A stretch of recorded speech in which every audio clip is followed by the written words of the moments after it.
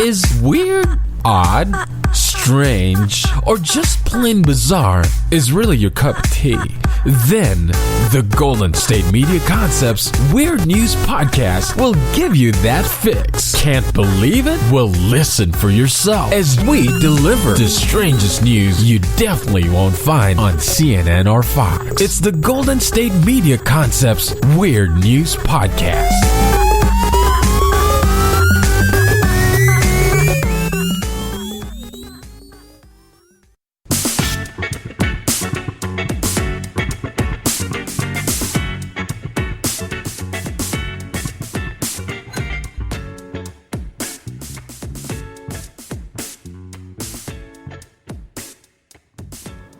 Thank you for tuning in to the GSMC Weird News Podcast, brought to you by the GSMC Podcast Network.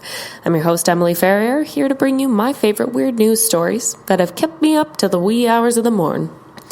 So to start us off this week, we're hitting hard right off the bat with some really bizarre conspiracy theories about solar power.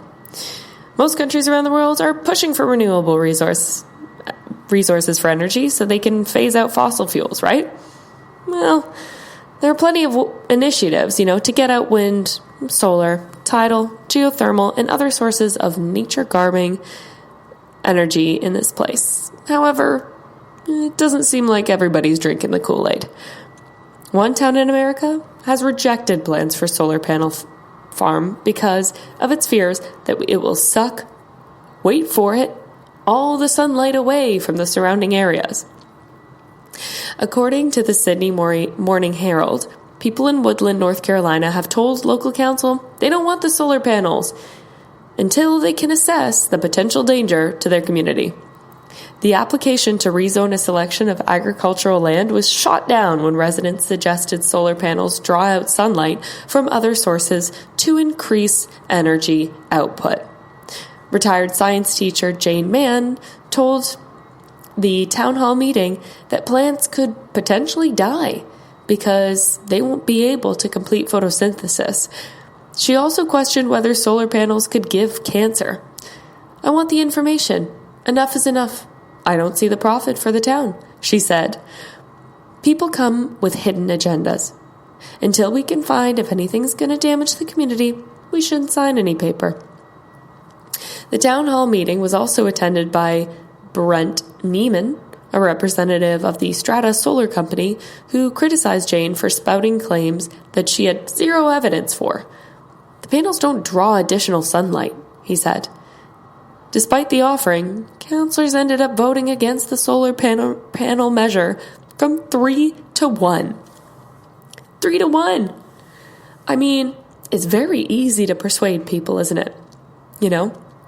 One person cries boo, and then everyone else gets on board with it. I, for one, huge fan of solar energy. You know what? Also, even if it did draw extra energy and soak up the sun the way that they say it does, we could probably use that, I think all the holes in the ozone, maybe this would solve it, if it would do that. I don't know. This is a little bit crazy even for me. I hate to say crazy because I don't mean to, use that word as a term of, but the point is, it's just, come on. Solar energy is not taking the sun away from the rest of the community. There's plenty of sun to go around. If you wear black, you soak up more sun, right? Because the sunlight goes directly more to black. It's drawn more to black than it is to white, right? So should we outlaw people from wearing black t-shirts in public because they're taking it away from the white t-shirt people?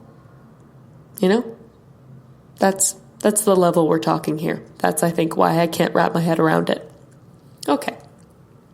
In other insane conspiracy news, a cluster of new skyscrapers transforming the London skyline are often blamed for spoiling the view. But now, one's been accused of melting a car. Yes, melting. A motorist said that the intense sunlight reflected from the walkie-talkie. If you don't know, it's a flashy tower in the City of London's historical financial district. It's shaped like a walkie-talkie. I guess it doesn't need that much of an explanation. It's shaped like a walkie-talkie. Anyway, so he complained that it warped his Jaguar where he parked it across the road. Okay, first of all, if it's a Jaguar, you probably can afford another one, you know? The skyscraper's developer said that they were seeking to rectify the problem, which they blamed on the position of the sun at certain times of the day. The phenomenon is caused by the current elevation of the sun in the sky, currently lasts for approximately 2 hours a day. With the initial modeling, suggested that it would be present for 2 to 3 weeks. Land Securities at Canary Wharf said this in a statement. 3 parking bays have been taken out of service pending a solution. So it actually did melt this guy's car. This building melted this guy's car. That's insane. There's no way. How did it melt the car? Okay, so reading on. Martin Lindsay said that he left his car for an hour opposite the building, returned to find the wing mirror panels and the Jaguar badge had melted. Okay, so not the whole thing, but the accessories, the bit that makes everyone know how flashy and rich you are. And that's the most important part for most of these businessmen. You can't believe something like this would happen, I'll say. They've got to do something about it. I mean, yeah, they probably should. If it's melting expensive cars like that, it's like the grown-up version of like a kid who uses a magnifying glass to burn ants, isn't it? It's like, we're going to use our huge, expensive building to melt your car. The 37-story building at Fenchurch Street will feature a viewing deck and sky gardens open to the public. So I've actually been to this tower. Very cool tower. I definitely didn't park near there. So there's that. I do recommend going, though. It's quite nice. Maybe you just park elsewhere in the city. I wonder if this is the only building that this is. I haven't been able to find another case of this happening in other buildings. But if you have any cases, please let me know. Fascinated by it. That's all we have on melting cars. So when we return, we're going to talk about a strange claim of a different source of power. That's when we return.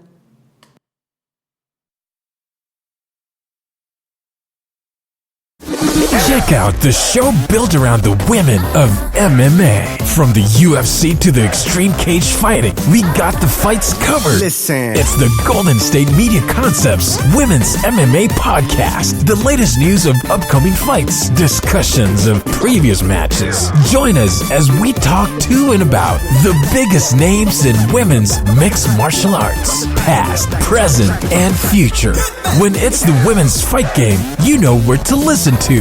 The Golden State Media Concepts Women's MMA Podcast.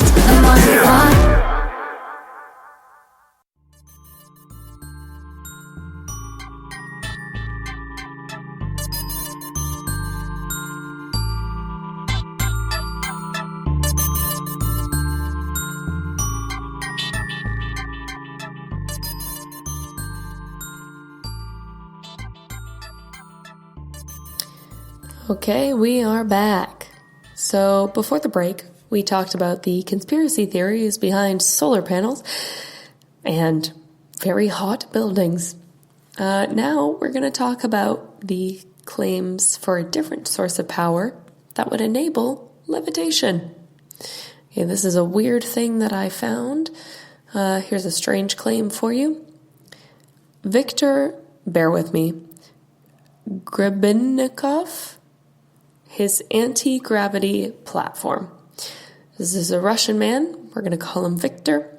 He discovered, maybe, that some insect wing covers have anti-gravity properties. And using these wing covers together, he claims to have created a flying platform that could travel at amazing speeds silently and at times, wait for it, invisibly. So I don't know if you guys have seen Harry Potter, but yeah, it's going to get weirder than that. Victor wrote detailed accounts of his experiences flying over the Russian countryside using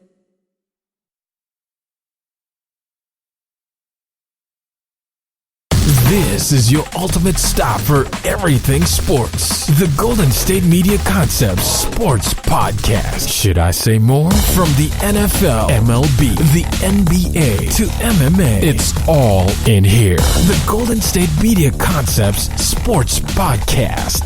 Listen now.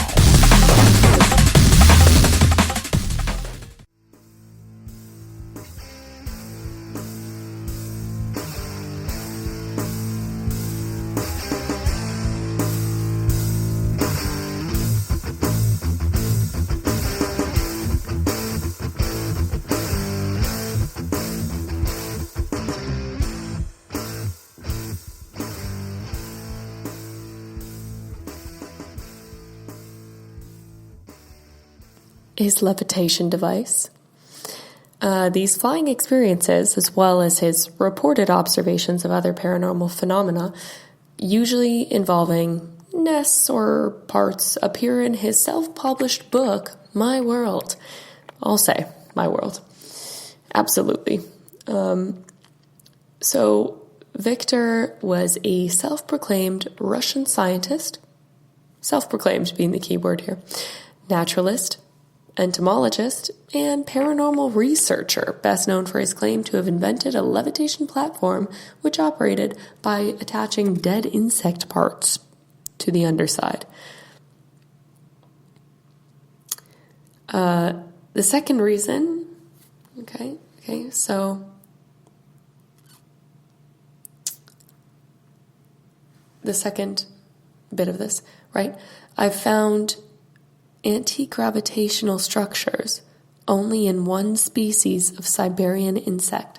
I dare not even naming the next class to which this insect belongs because it seems to be on the verge of extinction. And the population surge which I'd registered back then was possibly local and final.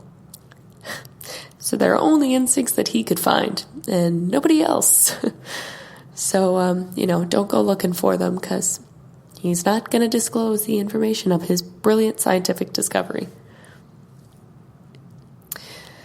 Now, what would be the guarantee of that dishonest people, half competent in biology, would not rush out into ravines, meadows, and forests to catch perhaps the very last samples of this miracle of nature?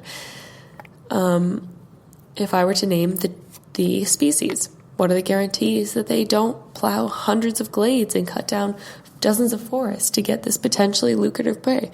I mean, he takes a point with that, but doesn't it seem a little convenient that he's not able to disclose any of this? I hope I will be understood and forgiven by those of my many readers who want immediate information about my discovery, not for selfish ends, but simply out of curiosity. Indeed, what would you do in my place if you were to act the best interests of the living nature? Besides, I can see that similar inventions have been made by other people who are also in no rush to take their discoveries to bureaucrats' offices who prefer to fly across the night skies in the guise of strange discs, triangles, or squares, which surprising eyewitnesses with their iridescent flicker. Is he claiming that UFOs are all just made by people like him? I think he is. Sounds like it, doesn't it? So what do we think? What do we think? Did he develop this anti-gravity platform that created a force shield around him that allowed him to travel over 1,000 miles per hour? I mean, how can we prove or disprove? He claims that the beetle wing covers created a flying platform that could reach speeds up to 1,500 miles per hour without feeling the effects of inertia, wind, or air friction. So I can provide a link if you're interested. Maybe if you send us a comment, we can provide a link so you can read a little bit more about that. Victor claims, my platform and I cast no shadow. I see 3 kids on the edge of a forest go down, drop my speed, and fly right near them. They show no reaction, which means that everything is fine. Neither I nor my shadow are visible or heard.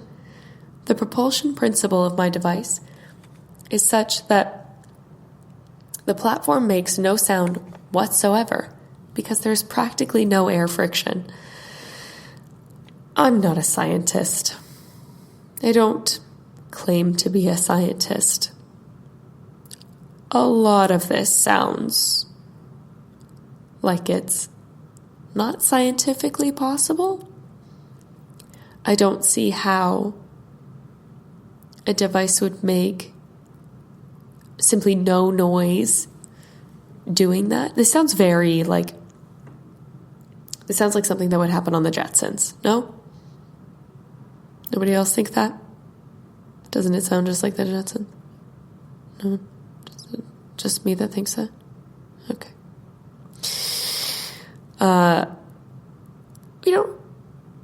We don't have any data to back him up. But we also don't really have enough data to rule him out. You know?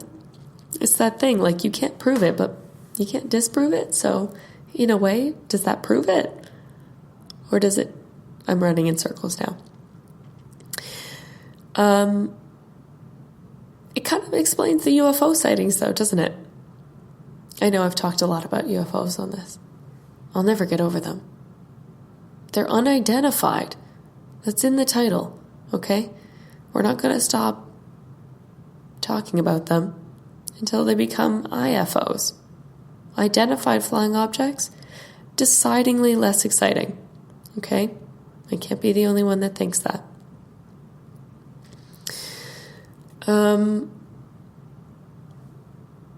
The natural world being anti-gravity, it would make it easier for us to wrap our brains around, I suppose, because we're so horrified by the idea of other things. I think it's naive of us to think that we're the only beings in the world, in the galaxy, the world, galaxy, solar system, ecosystem, universe, whatever you want to call it. But, maybe this is possible. I just hope that 2020 gives us a few more answers to these questions. Okay. I think I've had enough for weird sources of power. Have you? Yeah? Should we move on from these weird claims? I don't know. Maybe... if beetles could help us, that would save a lot on gas. It'd save a lot on gas. It'd be pretty horrifying, though. There's a Tim Burton idea. We should pitch that to him. Beetle gas. Beetle gas. Propelling you forward since 1991? 98? 89? I don't know when it came out. All right, when we return, we're going to talk about the luckiest man I think I've ever heard of. All of that when we come back.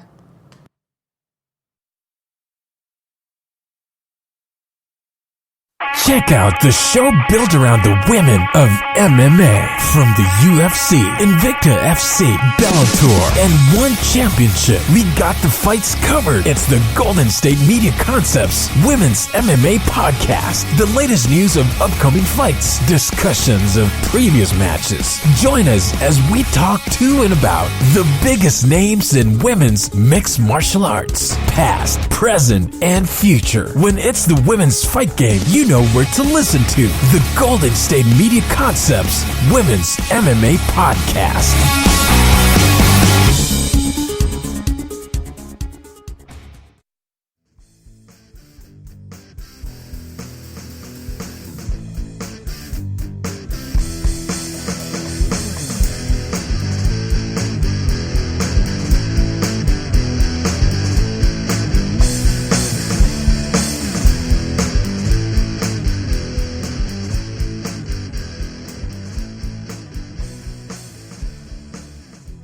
Welcome back. So, when we left, we were talking about some weird energy sources and beetles. And now we're going to talk about the luckiest man I've ever heard of. Okay, this guy, Bill Morgan, came back to life and then won the lottery twice. Once on TV. Bill Morgan was pronounced dead after a car accident. Pronounced dead. But then he came back to life. After that, he was asked to reenact his winning lottery scratch. Oh, hold on. Sorry. So the car accident happened, and then he won a lottery where he won a car. Do you take it? I mean, isn't that sort of fate being like, all right, I didn't get you the first time, so here's a free car. Try it again. This time I'm going to nail it. I promise. Anyway, so then he was asked to reenact it on TV. And during the reenactment, he won $25,000. No, $250,000. And I mean, that's sort of like a metaphor for male privilege, isn't it? Anyway, so his heart stopped. He's in a coma, wakes up, wins a car, reenacts the car win, accidentally wins $250K in front of everyone. Okay, so this is a 37-year-old truck driver. He's in this accident, develops a heart condition, right? Then has an allergic reaction to heart medicine. His heart stopped for 14 minutes. He was in a coma for 12 days. His family was advised to turn off life support, but then his life turned around. He survived that, found himself with a new engagement, a job, a new car, which he won from the lottery. And then scratched on camera. I mean, that's a lot. That is a lot. He also got married a year after he died. Can you imagine? Like, you married a dead guy. You are the corpse bride. The bride to a corpse. So a year after his heart stopped, he proposed to his girlfriend, and she said yes. And, oh no, yeah. After that, he won the car. So he wins life, then the girl, then the car, then the money. This is like the best game of life ever played, isn't it? This is like rolling all the right moves in the game of life. My sister was always really good at that game growing up, and I always got the shit end of the stick. You know, I always got like the, apologies for swearing. I always got the, you owe $15,000. I was always like a poor artist, you know, or a custodian, that kind of thing. Someone that didn't make a lot of cash. But this guy's nailed it. Anyway, he plans on using his winnings to buy a house. Buy a house? $250,000. Really? Okay. That's not enough money to buy a house. Anyway. So, he's taken the last name of his wife. I like that. So, what do we think happened during his coma? Did he have an It's a Wonderful Life situation? Did he have a George Bailey moment? I think probably, right? Probably, was thinking about how he needed to turn his life around, and boy, did he ever. Your life began anew amongst that. This actually kind of reminds me of that Paul Rudd show. Is it Living with Yourself? When he has to hang out with his cloned self. That bit's great. He's he's not too happy, and he goes to this happy spa, and what they do is actually clone him, and then he all of a sudden is this way better guy. He's happy. He has a newfound thirst for life. And Anyway, the other clone ends up still being alive, and there's like this whole fight about who should win the life. I just wish I knew. I just wish I knew what happened, because doesn't it feel like he switched universes, like in the multiverse theory, like it was like a different Bill that woke up, and that Bill was like, no, we're gonna get this one. Power of positive thinking. Oh, magic. So what do we think? Do we think that this was luck? Do we think,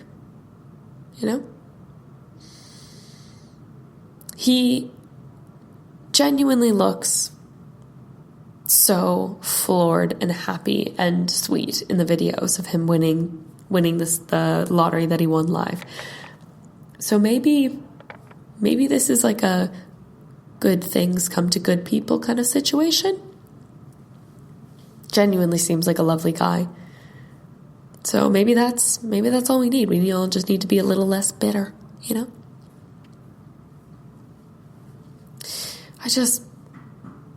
It's a lot of luck for one person, isn't it? I know. Maybe share some with the rest of us. I'll take like a little bit of that, I never won anything. Actually, that's not true. I won a raffle the other night at a comedy show where I get to pick out a odd item from a bag that the host didn't want. What I picked out was a picture of Donald Trump and Kim Jong-un hugging. So you can see why they might not have wanted that. I did not keep the t-shirt. Anyway, back to Bill. Wow. I mean, unlikely is an understatement. That's beyond that to me. I wonder what he's going to do with this money. Because let's be honest, it's not enough for a house. If you're looking for something to do, if you're looking for an investment, Bill, I highly recommend giving it to the GSMC podcast network. We can always use it. Anyway, when we come back, we're going to switch over from the luckiest man to a little bit of an unlucky man. That's when we return.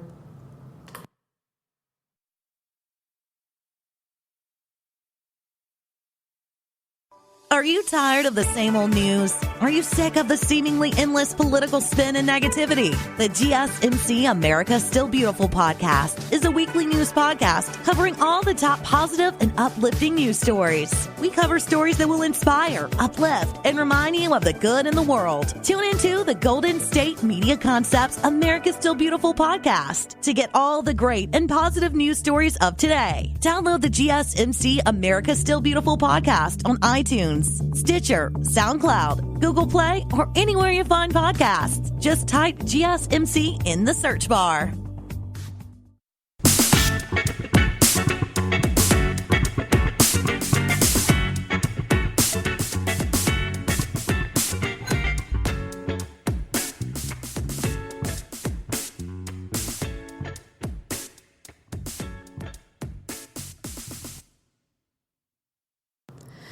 Okay, welcome back. So before the break, we talked about the luckiest man in the world. And now we're going to talk about some unlucky stuff. Okay. So this one kind of threw me for a loop. Quite liked this one. Let's get into it. Burlington police, this is the headline. I'm just going to read you it because it's a little bit shocking, and then we'll get into it. Burlington police chief resigns after anonymously trolling critic. And new chief axed hours later for the same thing. Yeah. I mean, talk about not learning from your mistakes. I mean, it's not. Anyway. So the police chief of Burlington, Vermont, resigned for 4 days after admitting that he set up a Twitter account under a fake name and used it to attack a local community activist who criticized him. Merely hours later, his replacement was fired for targeting the same community activist with a different account on Facebook. Chief Brandon DePozo was initially confronted in July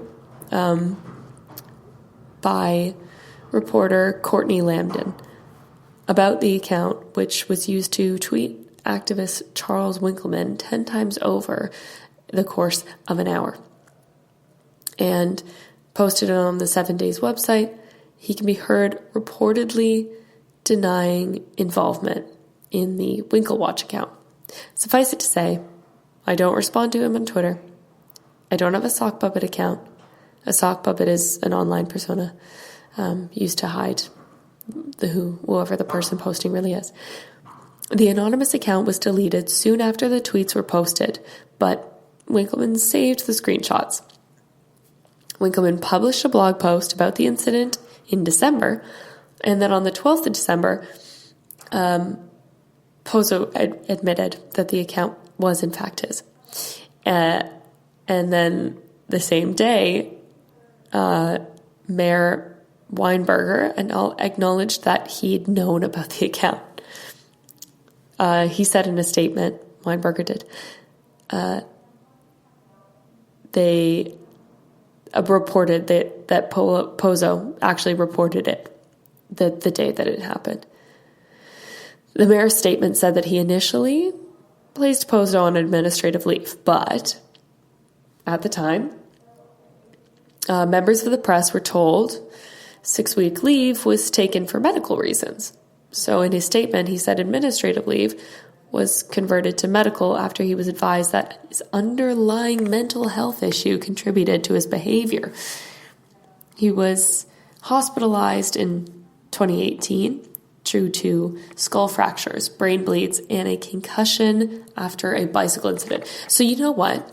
That is actually, fair enough. That actually, like post-concussion syndrome and effects of concussions, like we could talk about this for days. It was a great Malcolm Gladwell podcast about the effects of sports concussions that I think people should check out. I'm not sure if obviously plug other people, why not, right? But definitely look into the effects of concussions. So, I support this. Early in the course of the investigation, the city attorney and HR director learned that the chief had an underlying mental health condition that impacted his actions. Yesterday, in the story, amid mounting questions over the city's handling, he announced his resignation. He posted a statement to his Twitter account, his actual Twitter account, saying that he would like to start a research center focused on policing and public health. That's quite nice. Statement doesn't involve the fake account. I wonder if the fake account will come out with its own statement. So after he resigned, the Deputy Chief Jan Wright was sworn in. Do you swear in, Police Chief? Yeah, sure. So they were sworn in, but the Wright's reign in the office only lasted a mere hours. So soon after the press conference, very soon after the press conference, announcing the new chief, Mayor Weinberger said that she also occasionally operated a fake account on Facebook under the name Lori Spicer, through which she made comments and engaged citizens in discussion of police department and policy and practice. And Winkleman was also targeted by this Lori Spicer account. You're obsessed with Chief DePozo. You can't get enough of him. He definitely lives rent-free in your head. Seek help. Uh-oh. That's damning, isn't it? Oh, that's not good.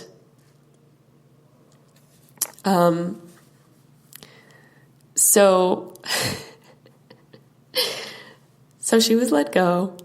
And now there's another chief, John Morode, confirmed explicitly to the city attorney that he's never engaged in anonymous social media posting. So it turns out there's trolls everywhere. That's good. That's good news. It's good to know. I mean, there's a lot of these fake accounts going around. I mean, God knows we know all about that, don't we? This is just, I just think it's phenomenal that in the same day, 2 police chiefs had to step down from their office due to the same thing about the same anonymous posting. It's not very good, is it?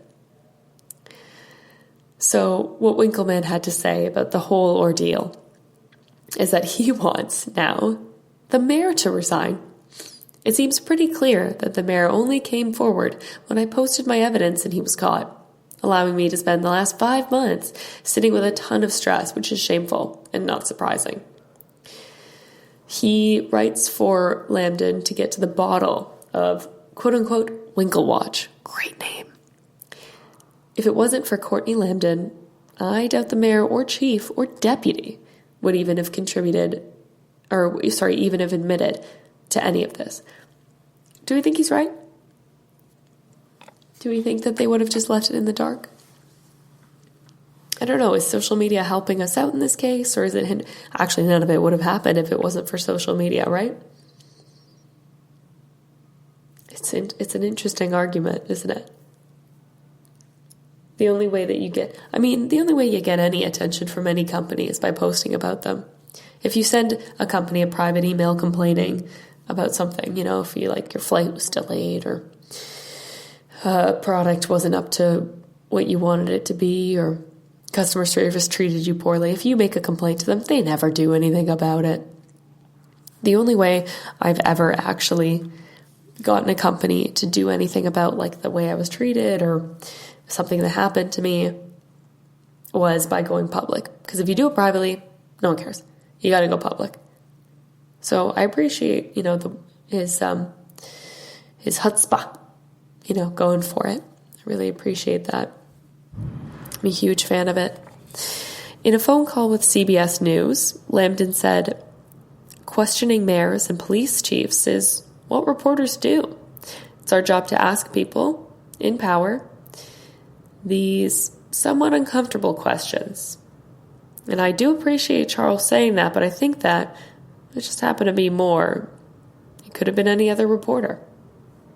All right. Let me know your thoughts on this one. Love the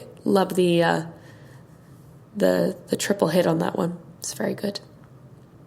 Okay.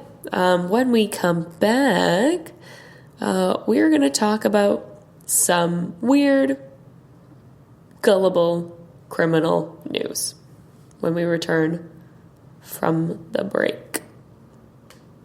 Coming up.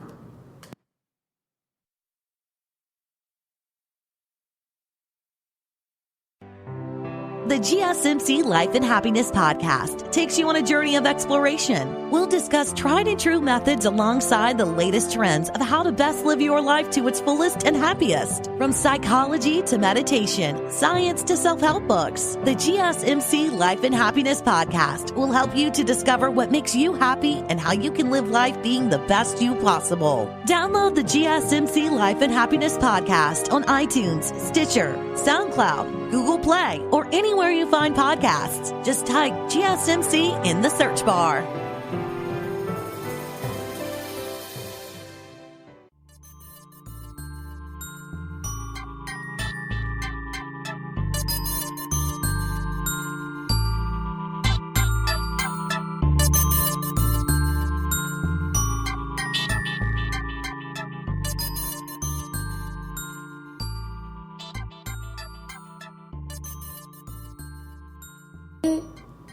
Welcome back.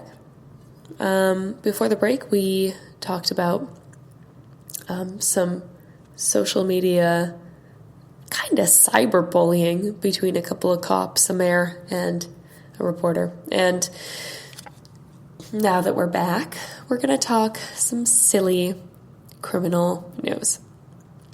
So our first headline in this little segment is a cop proposed to a wanted criminal and arrest him in Temple during their marriage. This is the most incredible undercover thing. I can really imagine the movie now, with like Owen Wilson as the criminal, and like, I don't know, Tina Fey maybe as the cop. Be good. Really enjoy that. So the criminal was wanted in 16 criminal cases. 16, that's a lot. Okay. And he was arrested in a trap of marriage by a cop.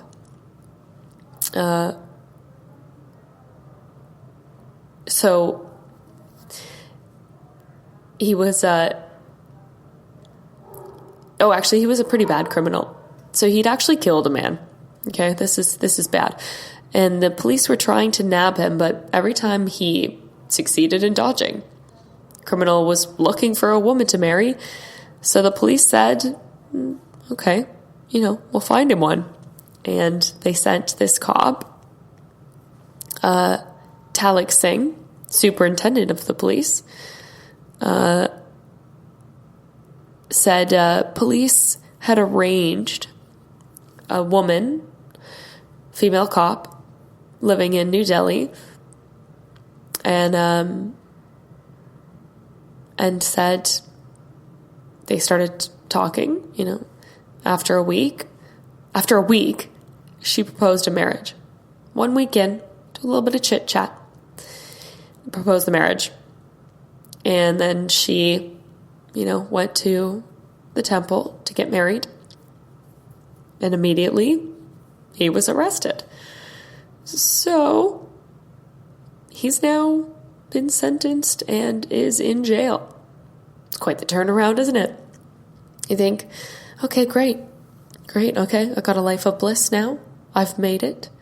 Not only did I get away with my crimes, but now I'm going to have this lovely wife. I wonder what she said she did for a living.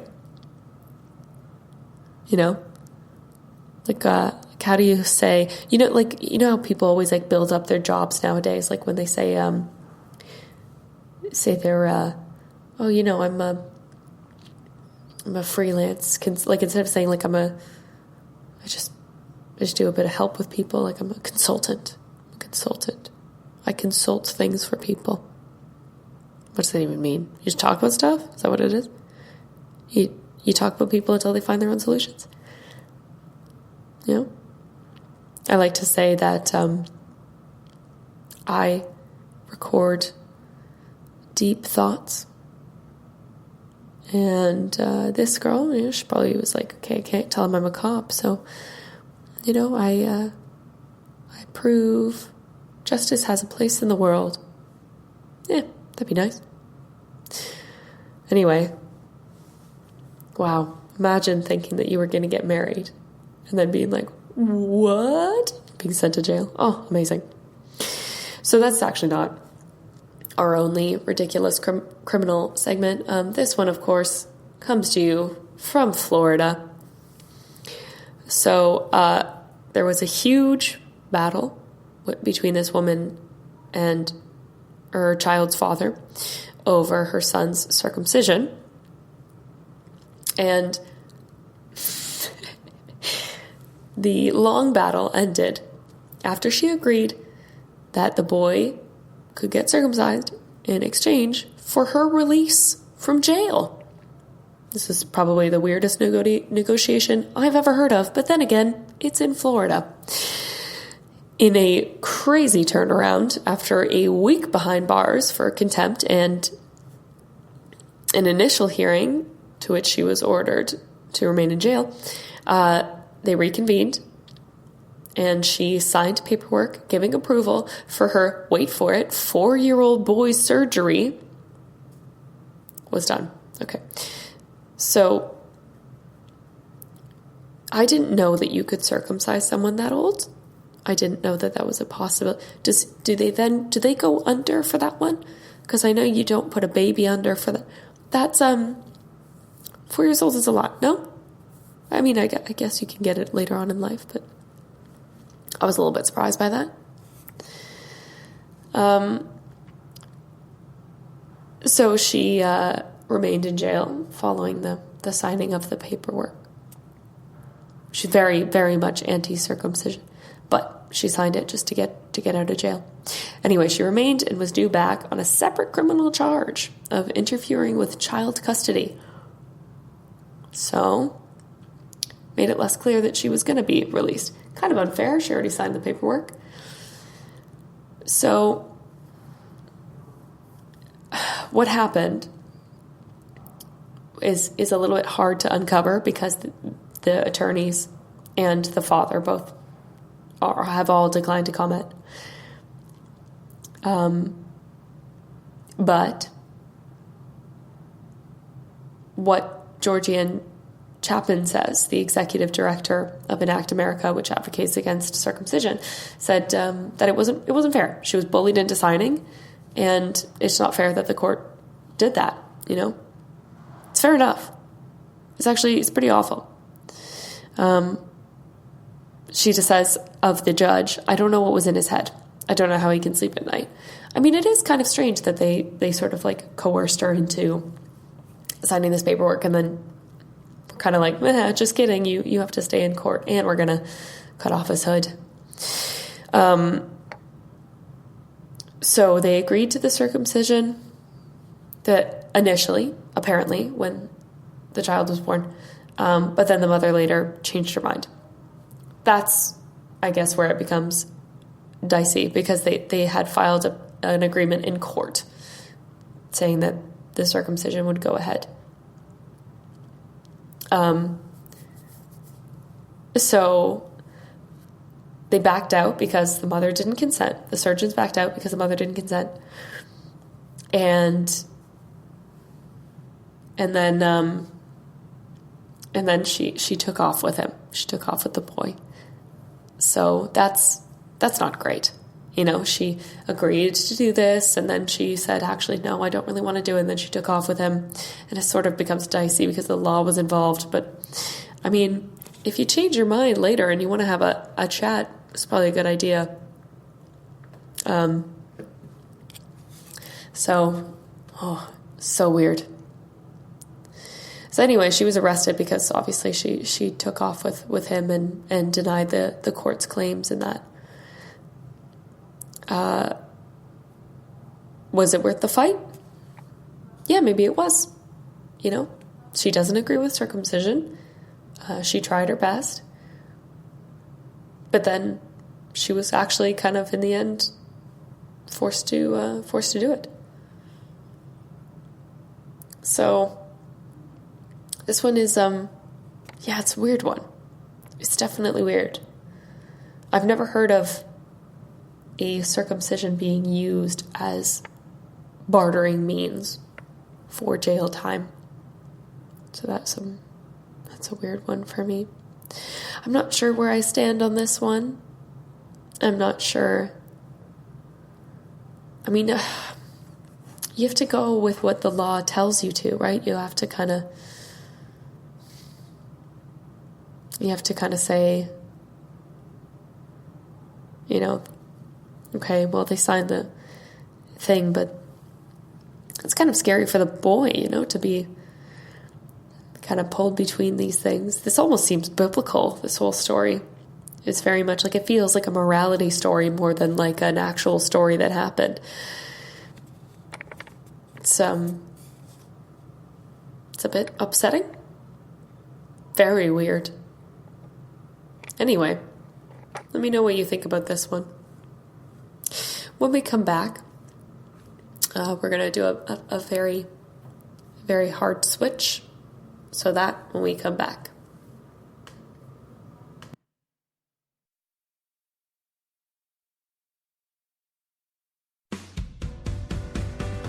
the Golden State Media Concepts Travel Podcast, the show that gives you advice on everything travel. We explore places you've always wanted to go, as well as giving tips for traveling in those places. We'll give you advice on the best sites for travel tips, information, and discounts. Join us as we travel the world, explore cultures, and meet new people. The Golden State Media Concepts Travel Podcast has got you covered. Download the GSMC Travel Podcast on iTunes, Stitcher, SoundCloud, Google Play, or anywhere you find podcasts. Just type GSMC in the search bar.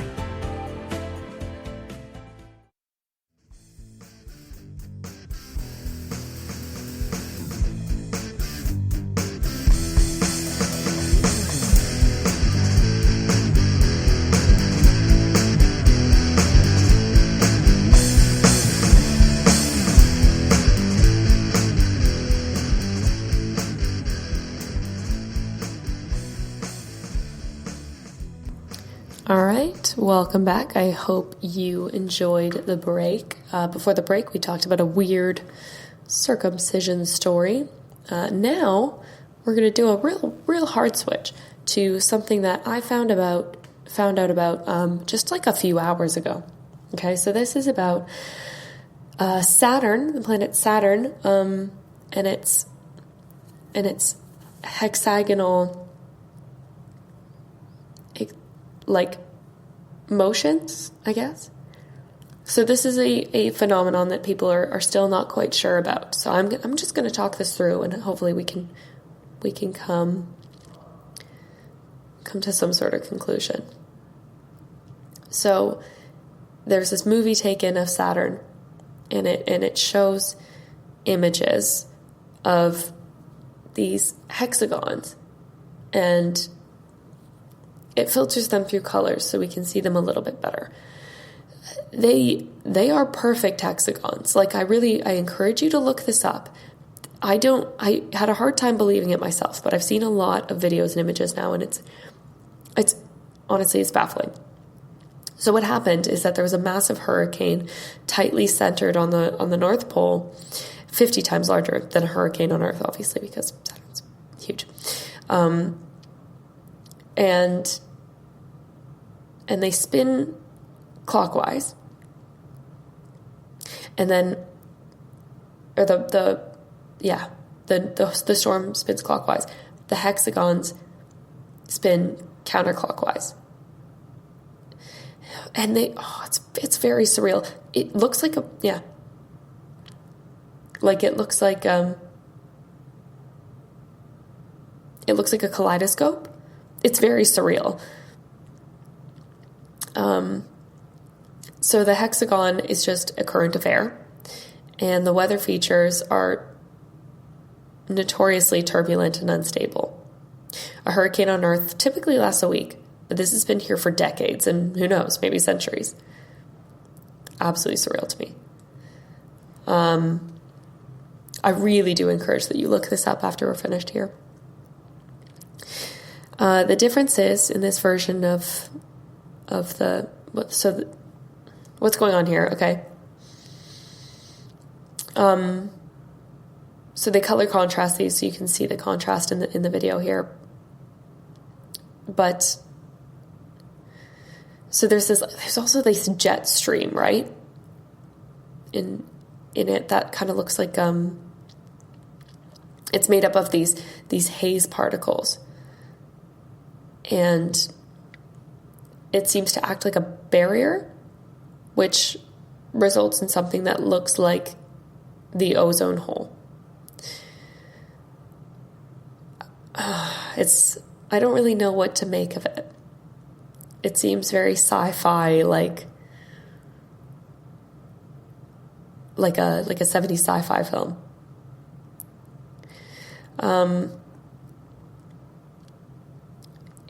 So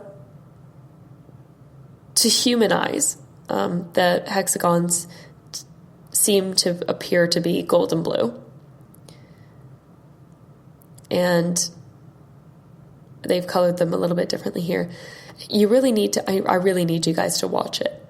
It's swirling, like towards the center, it's swirling like a circle, like quite circular the way that our hurricanes sort of go, but then just outside of that, it becomes perfectly hexagonal. And yeah, it's just a baffling phenomenon to me. What it means, I'm not really sure.